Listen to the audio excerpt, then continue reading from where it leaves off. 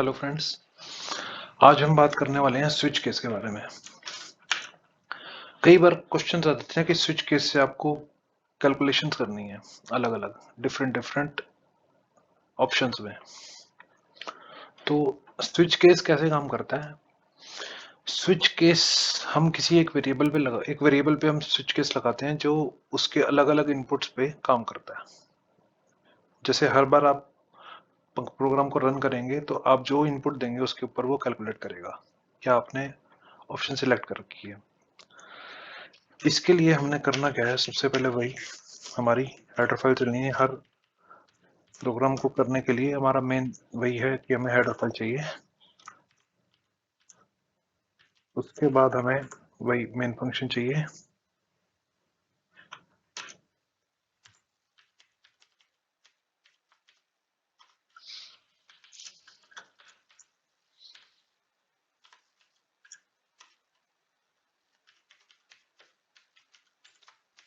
इसके बाद हमने क्लियर किया स्क्रीन को। सबसे पहले हमें क्या चाहिए कि एक कैलकुलेशन के लिए हमें एक वेरिएबल लेना है कि हमें क्या कैलकुलेट करना है, मतलब ऑप्शंस किसमें देनी है। उसके बाद हमें करना क्या है, कैलकुलेशन जैसे बेसिक की बात करूं, अगर मैं अभी एडिशन सब्ट्रैक्शन इस तरह की कैलकुलेशन मैं आपको भी करके दिखाता हूँ।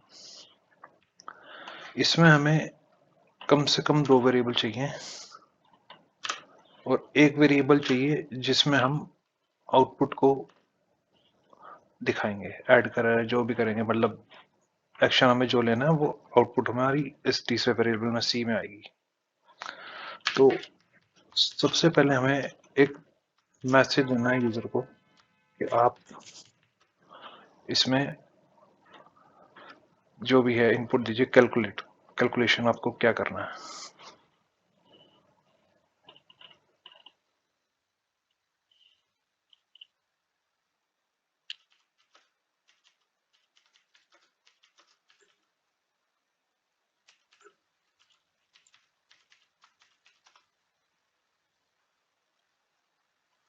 इसके बाद हमने हमने बताना है हम क्या क्या ऑपरेशंस कर रहे हैं। जैसे मैंने ऑप्शन दिया एडिशन, सेकंड ऑप्शन दी मैंने दी यहाँ पे सब्ट्रैक्शन, फिर मैंने दिया मल्टीप्लिकेशन,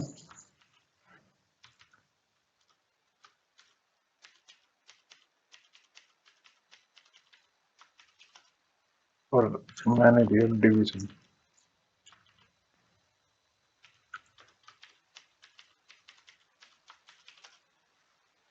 इसके बाद मुझे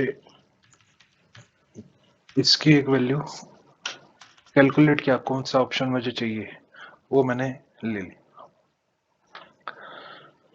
फिर मैंने क्या किया, मैंने यूजर को कहा कि आप एक वैल्यू दीजिए। जैसे हमने फर्स्ट वैल्यू मांगी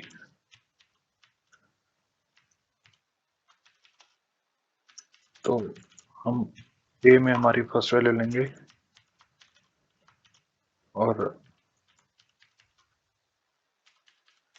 सेकंड वैल्यू हमारी हम बी में लेंगे।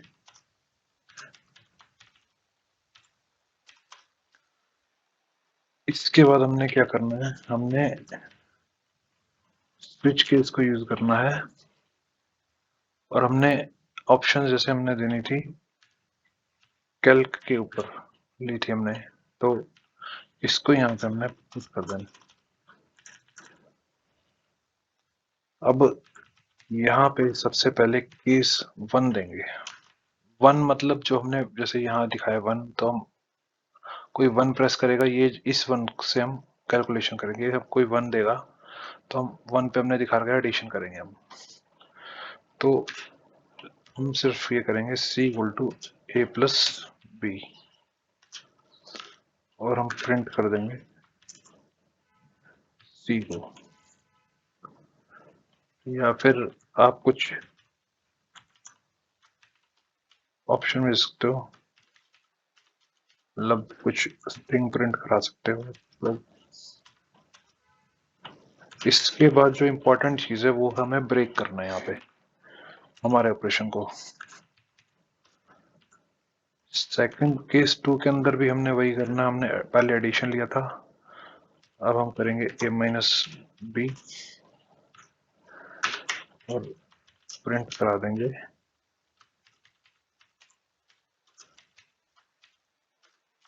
सी को। फिर हमने ब्रेक करना।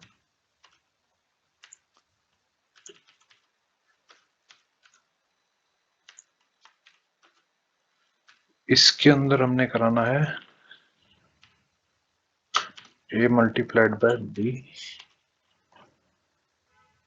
और हमें प्रिंट करवा देना है सी को।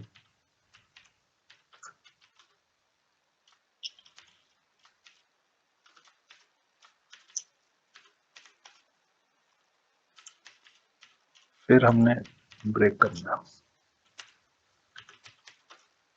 केस 4 यहाँ पे हमने करना है a डिवाइड बाय b और प्रिंट कराना है सी को।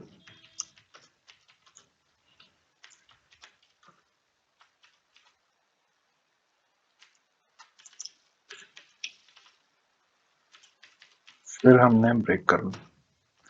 अब ये तो हमारे एक्शन हो गए जो हम परफॉर्म करना था हमें।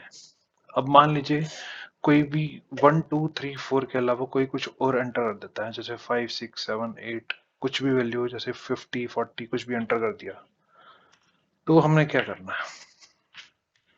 तो हमें एक ऑप्शन होती है हमारे पास डिफॉल्ट की, कि अगर इसके अलावा, इन केस के अलावा आपके पास कुछ और वैल्यू आती है तो आपको क्या करना है। इस केस में हमने करना है एक मैसेज प्रिंट कराना है। आप अपने हिसाब से कुछ भी करवा सकते हैं।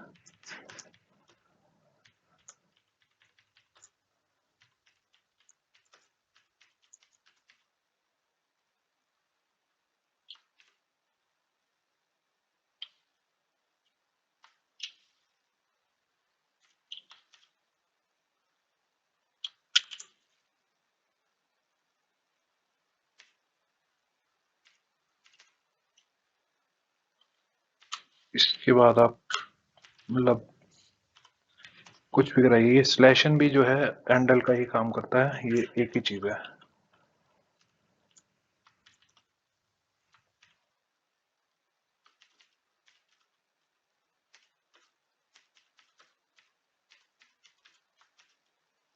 आप इस तरह कुछ मैसेजेस प्रिंट करा सकते हैं और आपको यहाँ भी ब्रेक लगाना इम्पोर्टेंट है। इसके बाद आपको स्विच केस को बंद कर देना है और मेन फंक्शन को बंद कर देना है।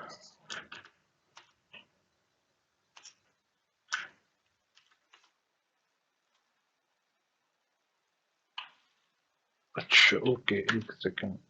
चलिए, हमने एडिशन लिया, फर्स्ट वैल्यू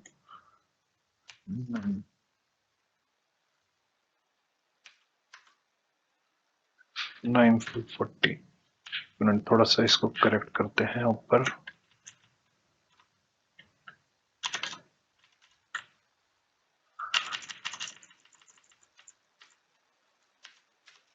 स्लैश ऐड करते हैं। देखिए, मैं आपको दोनों चीज करके दिखाता हूँ। कहीं पे हम स्लैश ले रहे हैं, कहीं पे हम एंडल ले रहे हैं।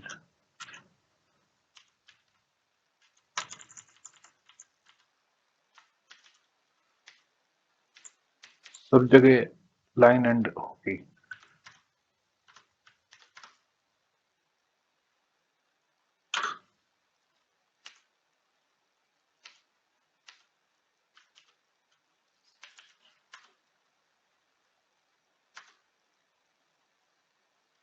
देखिए, फर्स्ट वैल्यू 5, सेकंड वैल्यू 10 15। अब हम ऑप्शन देते हैं 2। फर्स्ट वैल्यू हमारी होगी 4, सेकंड हो गई 2, तो रिजल्ट इज, तो हम देते हैं मल्टीप्लीकेशन 5 and 50, फिर हम करते हैं डिवीजन, यहाँ हमने 20 यहाँ दिया 5 4, अब हम क्या करते हैं, हम देते हैं 6 जो हमारी ऑप्शन है नहीं, बट ये फर्स्ट वैल्यू फिर भी मांग रहा है, बट मैसेज क्या आएगा, you have entered wrong choice please try again.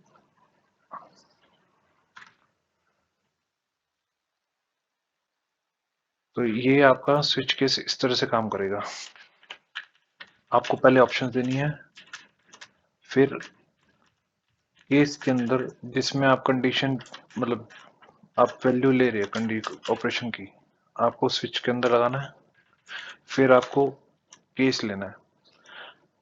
अब यहाँ पे ये 1 2 3 4 हमने इसलिए लिया क्योंकि जो ये जो जिसमें हमने एक्शंस पुट कराए ये इंटीजर टाइप का था, इसलिए क्योंकि हमें जो इनपुट है वो इंटीजर में मिल रहा है, इसलिए हमने ये ऐसा करवाया है।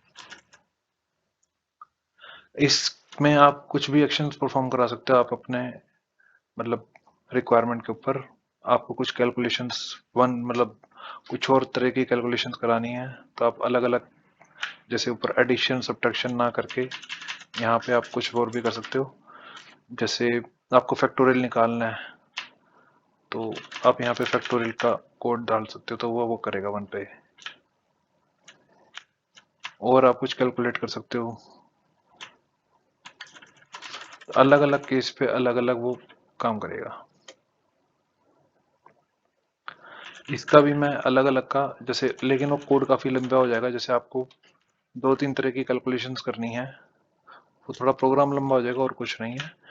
जो कोड हम ये बाहर कर रहे थे, फर्स्ट वैल्यू सेकंड वैल्यू, ये हमको फिर अंदर लेनी पड़ेगी थोड़ा सा, क्योंकि जरूरी नहीं है हमें फिर, किसी में एक वैल्यू चाहिए हो सकती है, किसी में 2 वैल्यू भी चाहिए हो सकती है, किसी में 3 भी चाहिए हो सकती है, हमारे ऊपर है। जैसे मान लीजिए हमने फर्स्ट में हमने कराया फैक्टोरियल, तो फैक्टोरियल में हमें दो, एक तो फैक्टोरियल के लिए चाहिए और एक हमें चाहिए जो यूजर इनपुट करेगा।